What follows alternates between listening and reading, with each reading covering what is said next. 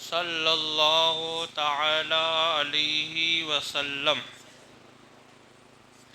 جیسا کہ کل اور اس سے پہلے والے دن آپ نے مسواک کی برکتیں اور مسواک کے فائدے آپ نے سماعت کیے، اور ایک بات میں آج یہ بھی عرض کروں گا کہ انسان کے ہر عمل کے پیچھے اس کے دو مقصد ہوتے ہیں، یا تو اس میں کوئی دنیاوی فائدہ ہوتا ہے یا آخرت کا کوئی فائدہ ہوتا ہے۔ کوئی بھی آدمی کوئی عمل کرتا ہے وہ اس لیے کرتا ہے یا تو دنیا میں اس کو فائدہ ہو یا آخرت میں، لیکن مسواک کرنا ایک ایسا عمل ہے اور مسواک ایک ایسی سنت ہے کہ جس میں اللہ تعالیٰ نے دنیا کا بھی فائدہ رکھا ہے اور آخرت کی بھی بھلائی ہے، ثواب بھی ہے، برکتیں بھی ہے، اور دنیاوی اعتبار سے بہت ساری بیماریوں میں شفا بھی ہے، تندرستی بھی ہے۔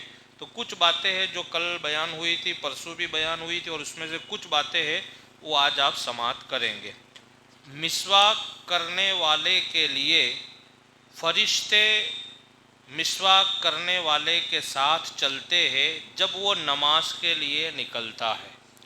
سبحان اللہ! جب کوئی مسواک کرنے والا ہو اور پھر وہ نماز کے لیے نکلتا ہے تو فرشتے اس کے ساتھ ساتھ میں چلتے ہیں، اور حاملین عرش فرشتے، یعنی جو فرشتے عرش اعظم کو اٹھائے ہوئے، کیونکہ فرشتوں کی الگ الگ ڈیوٹی ہے، تو کچھ فرشتے ایسے ہیں کہ جن کا کام ہے کہ وہ عرش اعظم کو اٹھا کر کے رکھے ہیں، تو وہ فرشتے مسواک کرنے والے کے لیے استغفار کرتے ہیں جب وہ مسجد سے نکلتا ہے۔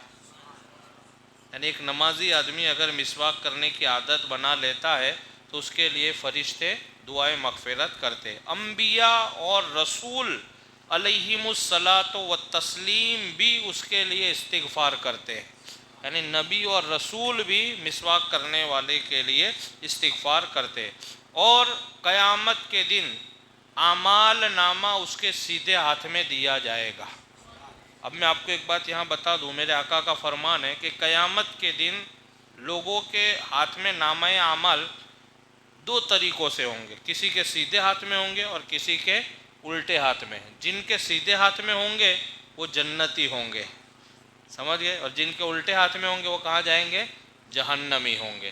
تو یعنی مسواک کرنے والے کے ہاتھ میں سیدھے ہاتھ میں دیے جائیں گے، یعنی مطلب کیا کہ جنت میں جانے کا ایک ذریعہ بھی ہے۔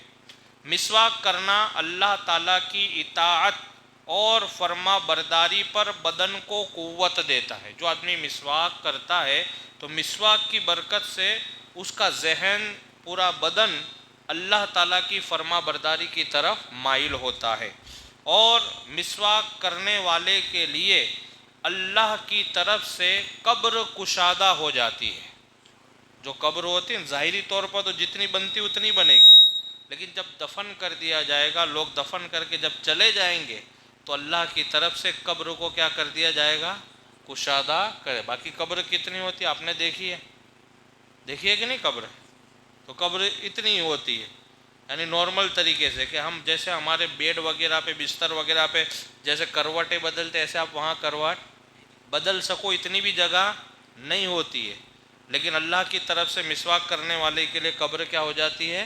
کشادہ ہو جاتی ہے، اور مسواک کرنے والے کے لیے جنت کے دروازے کھول دیے جاتے ہیں اور جہنم کے دروازے بند کر دیے جاتے ہیں، اور مسواک کرنے والا اس دنیا سے پاکیزگی کی حالت میں جائے گا، یعنی اس کو اگر موت بھی آئے گی تو پاکی کی حالت میں، ناپاکی کی حالت میں مسواک کرنے والے کو کبھی موت نہیں آئے گی۔